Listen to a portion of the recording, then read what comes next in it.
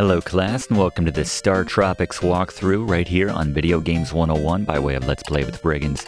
I'm your instructor, Professor Brigands, and this is one of my favorite titles for the NES. A game which doesn't get enough love, a game which didn't get enough sequels if you ask me. I think it's very underrated, and the one sequel it did get actually, I know there's probably some people out there with hard opinions, a lot of love for that game, did not live up to this game, to say the least. I think that's fair. But this is an all-time NES, not quite hidden gem, because a lot of people know about it, but still a classic. In terms of difficulty, I'm going to give StarTropics a 6 out of 10, which on the frustration scale, this equates to biting down and then throwing your controller across the room. Maybe because you don't know what that code is, you're wondering what the heck is the manual or the game trying to tell me. Check for some letter, dip it in water, what are they talking about? Maybe you jumped at the wrong spot and you fell into the water, and of course Mike can't swim.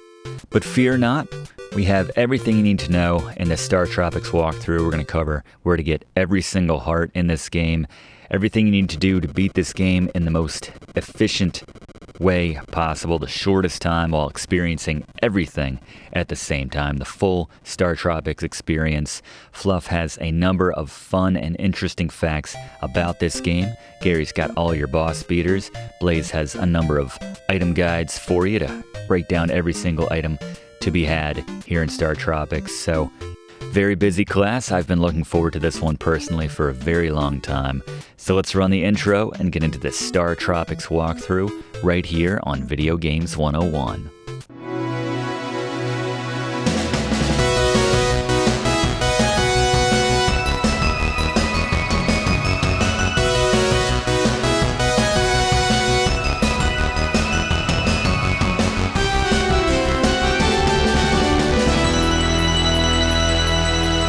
Let's not waste any time as we start a new game here. Register our name. Always the eternal question at the start when they let us input our name.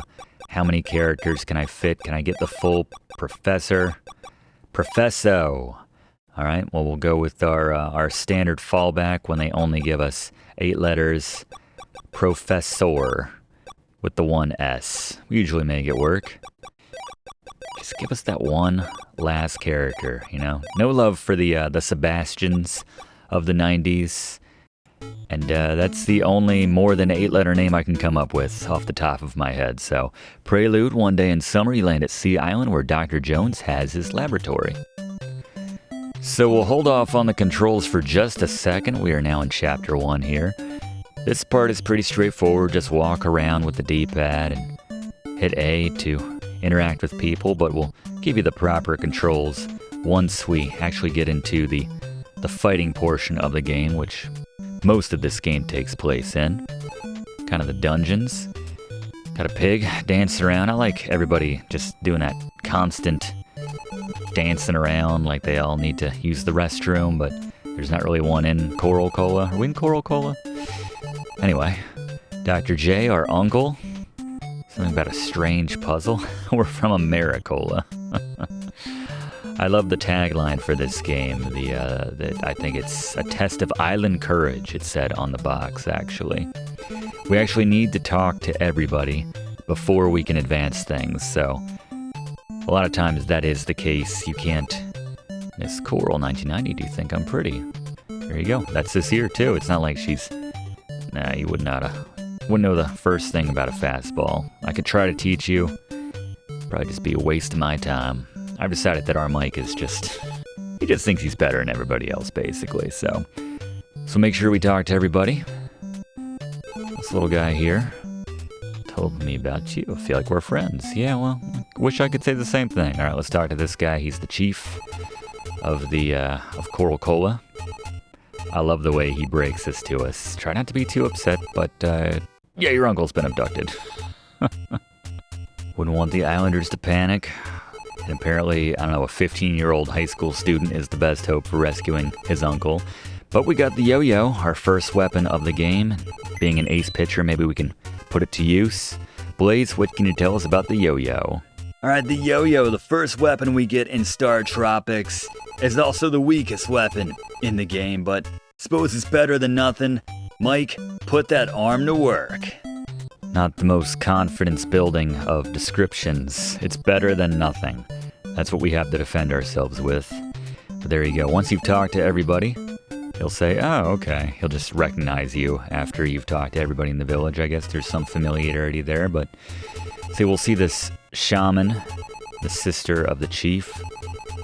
Just like your North Star Island sailors look for the Southern Cross. I have to say, my musical project, named after the namesake of the parent channel of Video Games 101, Let's Play with Brigands. Brigands is the title of that project, named one of our records after this game, or inspired by the Southern Cross, which was mentioned in this game. But I digress. Hopefully we won't be seeing too much of the shaman there, as we see her when we die, when we run out of lives and have to continue, essentially. So, yeah, hopefully not. But let's take a look now at the controls here in StarTropics. A couple specialized commands when we have different things, like when you have the submarine a little bit later. Sorry, spoiler, we're going to have a submarine. But, you know, attack with B, jump with A, switch your weapon with select when you have a secondary weapon.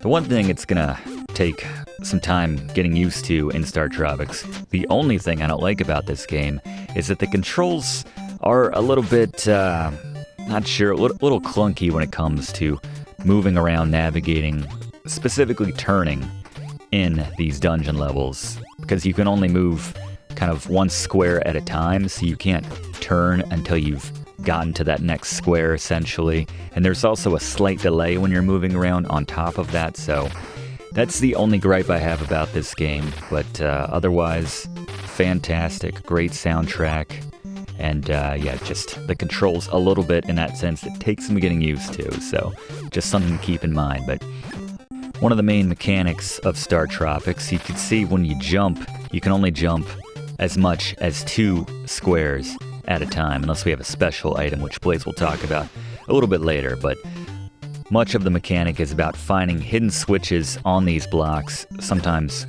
creating one or making one appear, and then jumping on it to open a chest, open a door, open a wall to create a door. So we'll show you where all those are. We'll always show you where the items are, if there's items to be had moving, you know, away from the main objective, essentially. If there's a little diversion we can take to grab some extra items, we will always show you where those are. Give you the best chance of winning here in the StarTropics walkthrough. Mind these snakes, they charge at you, but a couple shots from your yo-yo should take them down. Turbo's not a bad idea when it comes to your attack button. If you've got a controller which lends itself to that, it can help you get some extra hits in. The main direction to go is up there, but in the spirit of showing you everything, we're going to go to the right here. And we get this lovely music that you get when you find a generally hidden item, or hidden area, which generally has restorative items. And we just got a couple different items, which are new to our inventory.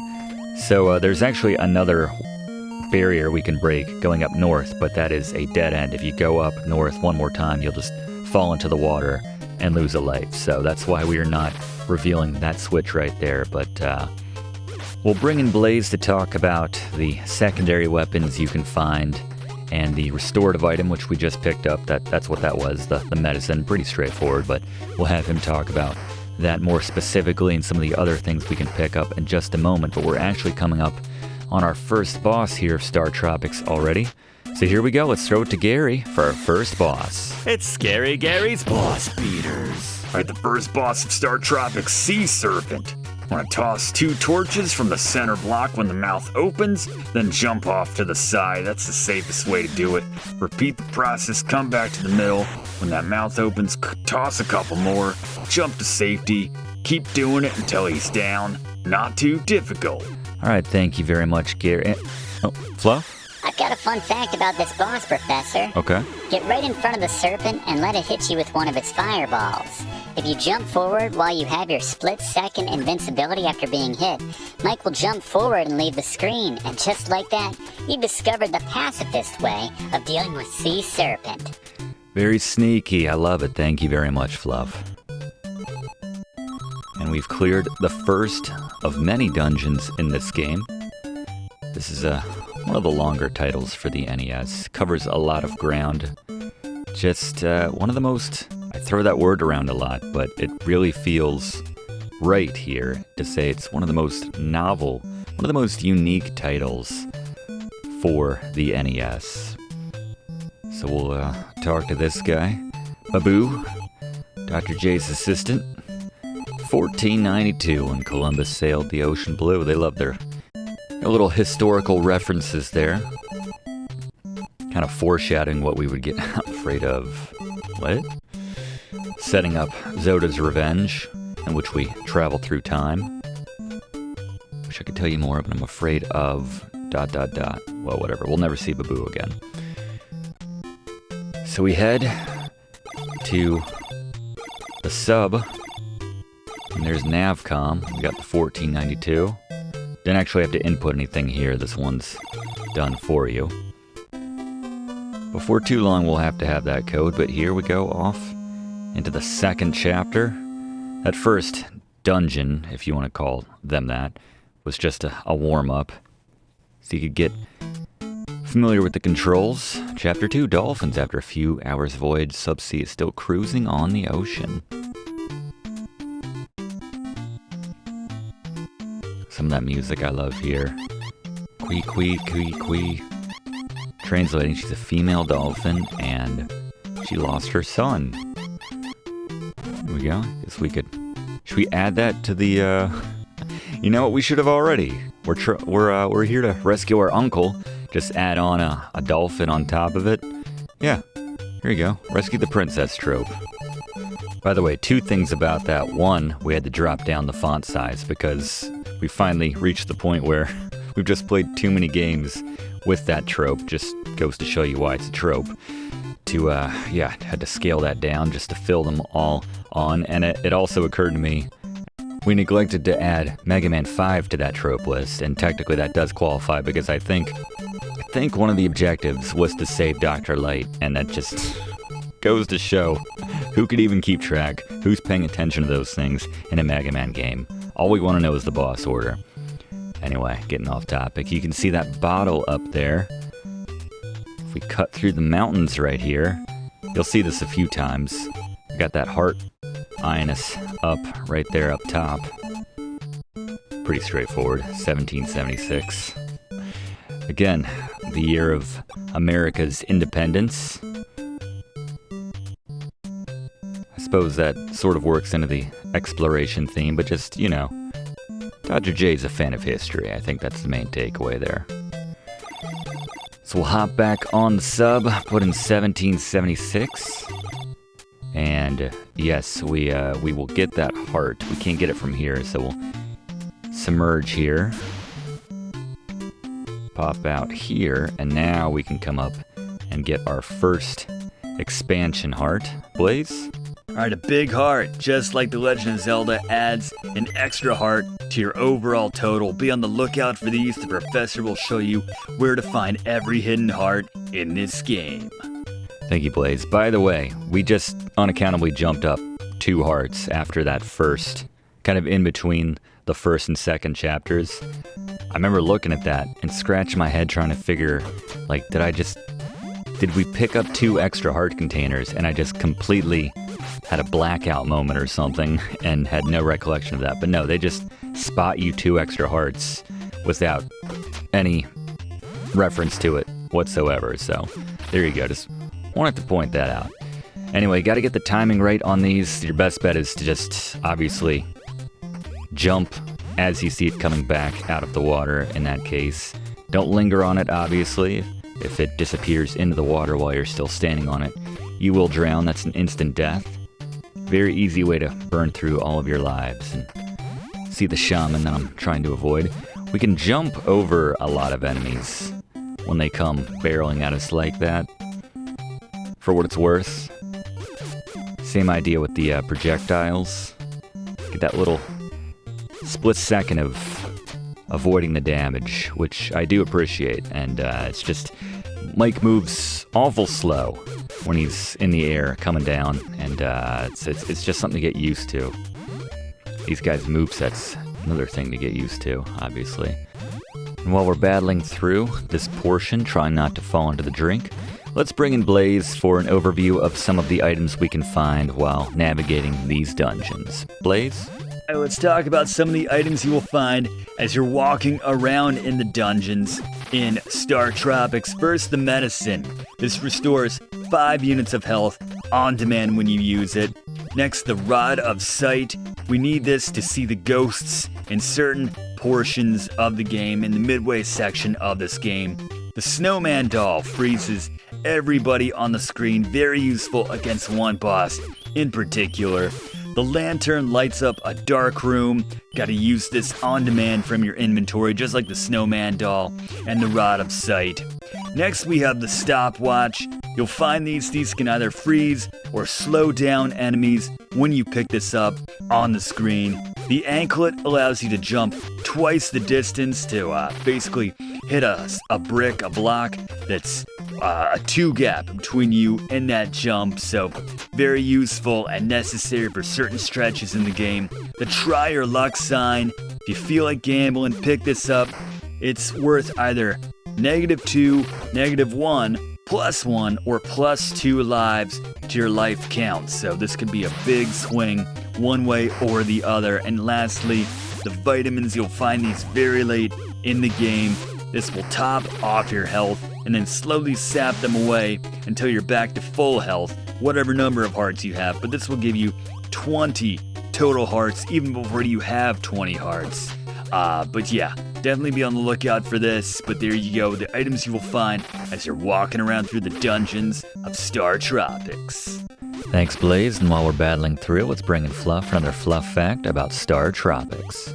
StarTropics is a rare instance of a Nintendo game which was developed by Nintendo, but was exclusively made for Western audiences. StarTropics was never released to the Famicom, and as such, only North American and European Nintendo fans ever got to experience it. That does make it a rarity. Yeah, you don't hear a lot of instances of that. A lot of Japanese-only titles, which never made it over to America. Before we go to the right, which is where we're actually meant to go, we're going to cut to the left here, and I apologize already for that incessant beeping, which signifies that we're low on health. That's probably more annoying than the Zelda sounds when you're low on health, but here's some medicine, so we can knock that out. But yeah, I don't know who gave the green light on that sound of all things. So let's pause, press up, and then use that magic item there to top off our health.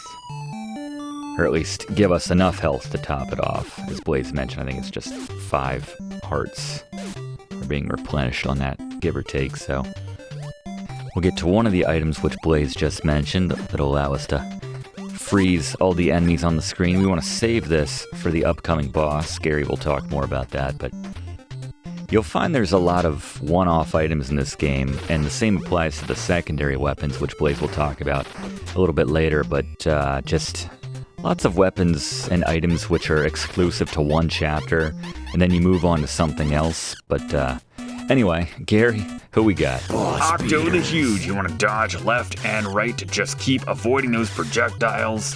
Once he charges at you, use that snowman doll you have in your inventory when he gets close enough to hit with your yo-yo. Once he's there and frozen, just keep smacking him with the yo-yo. When it starts to wear off, use your other doll to keep him frozen. Between the two of those, you should have enough hits in the tank to take him down. Thanks, Gary. Frozen calamari, anyone? Got someone special right now as our young dolphin friend has been rescued. Yeah, kind of a double rescue the princess trope here between the dolphin and the professor, our uncle, and probably a lot of other people. I guess, is it Dr. Professor? I don't know. Dr. J. It's funny they named him Dr. J, but anyway. Probably more people to save as the game continues, but whatever. We put the list up. And more importantly, we made more room for subsequent Rescue the Princess trope games, so looking forward to filling that one out and then having to change the sizing once again. Anyway, can you translate that for me, Navcom? He's thanking us for saving him. Alright, good. Never forget your kindness, and now that'll help us That's how that works. Mikey doesn't do anything for free.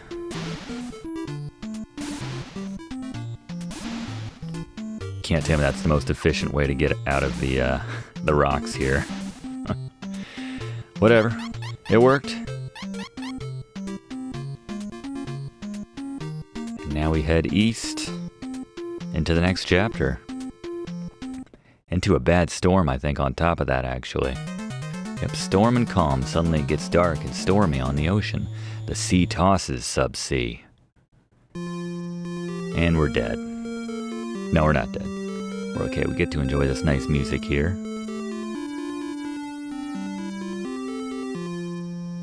Just a nice little single piece. You'll never hear it again, but just for this one little scene. Just like a lot of the items, which you'll find literally just once, maybe twice in this game. But anyway, let's see where we washed up. Where are we this time? Hello, sir. You look tired. Here, drink some coconut milk. Nice. A lot less weird than that lighthouse keeper who was like, go see my wife, she gets lonely. What was that about, by the way? We were in the middle of, I think, talking about the Save the Princess trope, but don't get nearly as much of the, hey, my wife's lonely, go, that trope. Very different game. So we got some dodos here. Take 2 shots from the yo-yo. That's right, do a double yo-yo on the dodos.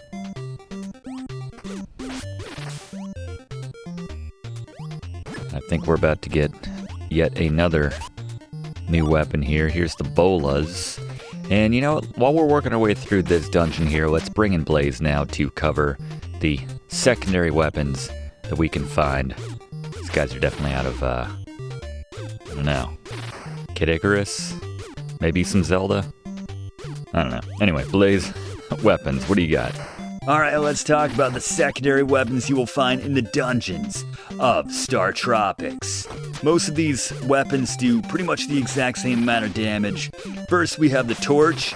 It's a medium-range weapon, which is useful for putting a little more distance between yourself and your target. We have the slingshot next. Kind of a very similar thing. It's just, sometimes the difference is just where you find these different weapons. A lot of these can only be found in 1, maybe 2 sections of the game before they swap out to something else.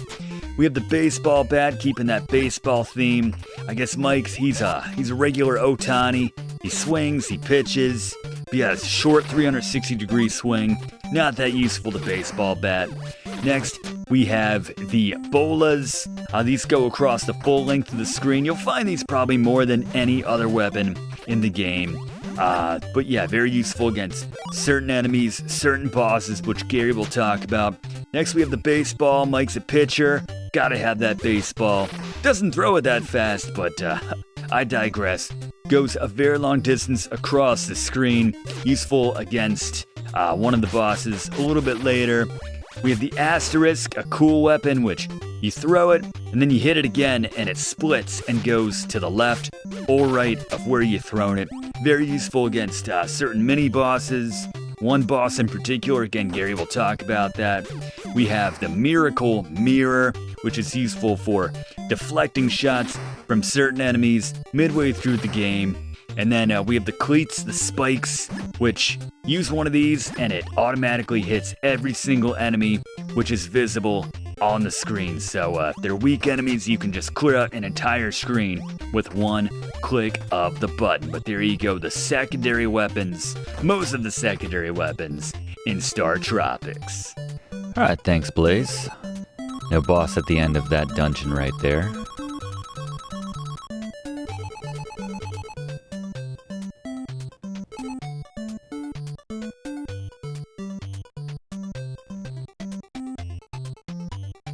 Have another village here where we need to talk to everybody before they'll give us access.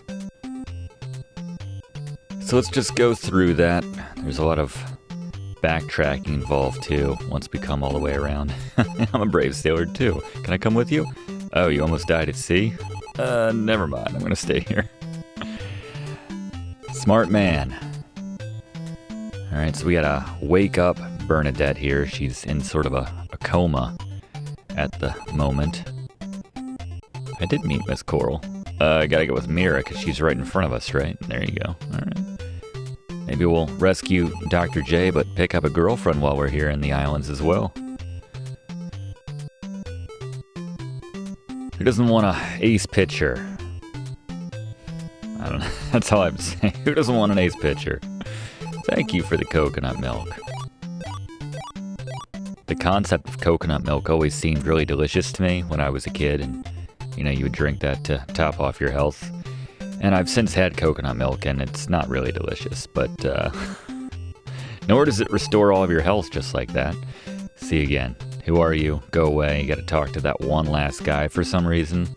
Don't really know how. It's like, it makes no sense to me that you gotta talk to one more random guy, and then all of a sudden this guy just clicks. Oh, right, you're Mike. Okay. These guys don't communicate or anything. She-Cola Castle. Wonder what that's about. Yeah, they definitely have a running theme with the whole cola thing. Mike hailing from Miracola, which is pretty good. I'm not even sure if we need to talk to this guy in particular who won't even acknowledge us, but that should be the last of everybody who we need to contact before we can actually cut through and talk to the chief of this village. So let's cut through that guy's hut and try our luck again. Maybe something will just miraculously click. How about that? You gotta get to know our people and what we're going through here. I'm just hanging out. He's the chief. Alright, at least you're honest. Alright, the chief of Miracola. 1 year ago, many shooting stars appeared. Dreaded lightning, and ever since his daughter has fallen into deep sleep which she cannot awaken from. Now, before we can leave, we need to go see his daughter, who is in that back area. You can only see it when you cut through. I think if we come up here and talk to this guy, he'll say, no, you gotta go see Bernadette first. Was it Bernadette? What's her name? Bananette. No D whatsoever. I'm not really sure the point of going to see someone who's in a coma or under a spell or whatever. She's unconscious. Again, I'm a high school pitcher. I'm not sure what sort of... Just gonna hug the bottom or the top of this hut here until you find the entrance. Oh, you're Mike. Not sure how I knew that, but there you go. She's been sick for so long, and then we just get the... Yeah, there you go. Alright. So now, the guy will let us leave the village and go to the volcano. Always a volcano in these games, right? You know? Gotta have one. Gotta have the ocean kind of palace. Not palace. Grandiose term, certainly for this game, but tunnel, dungeon. Thanks, man. Alright, so... Yes, this is... We have an interesting boss at the end of this particular dungeon here. Before we get there, we need to get actually into the volcano. So you can do the little hop here to avoid damage. And if you want, you can take out each of these snakes, these cobras.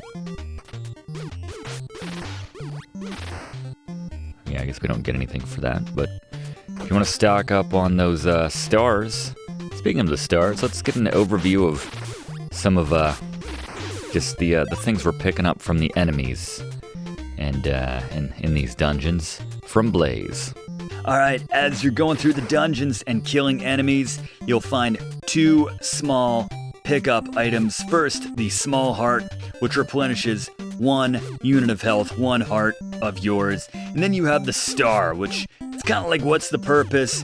The star is you pick up 5 of these and you get 1 heart back. So if you want to think of it in mathematical terms, this is worth 20% of one of those small hearts. Again, what is the point of having these in the game? There's a running counter you'll see at the bottom of the screen, but again, Not really worth your time. Don't go out of your way to grab one of these stars, but there you go. The items you'll find when you're walking around in StarTropics.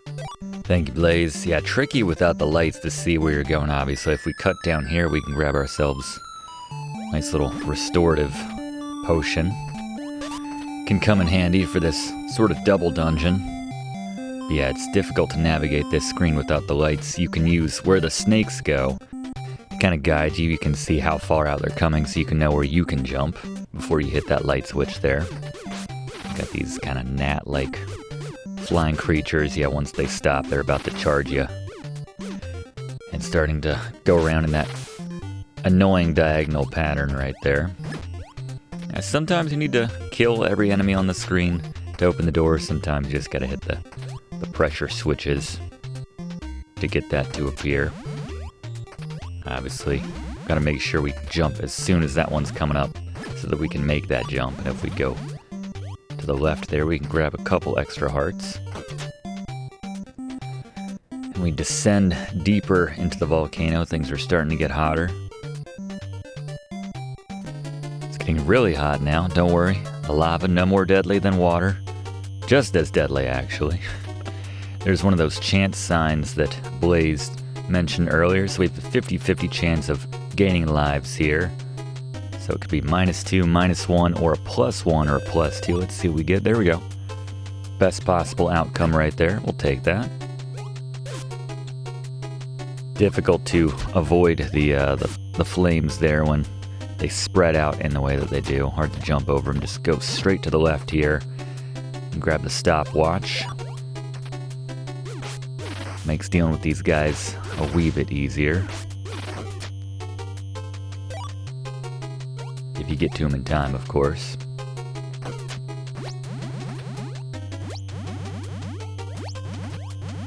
Don't waste any time here. Just go straight for the sign. Yeah, time that jump so you can avoid taking the damage as they're launching that at you. If you need some hearts, you can go to the left. Right up here. We're going to need to go to the right to advance. This is a dead end up here, but grab those hearts, and then we're going to head back just to make sure we're all topped off. For the upcoming boss here, give ourselves the best chance. Put Gary's strategy into play. And yeah, pretty much as quickly as you can jump through here will help you avoid the enemies. If you jump right at the start, you can make that without having to stop off. And time for the next boss. Throw it to Gary. Magma the Fierce. We're gonna time those jumps to avoid the shots. And then just basically it's about revealing and activating the switches as we show to knock him and drop him into the lava. Thank you, Gary. Yeah, just trying to avoid those shots. Timing our jumps while still making progress to these switches.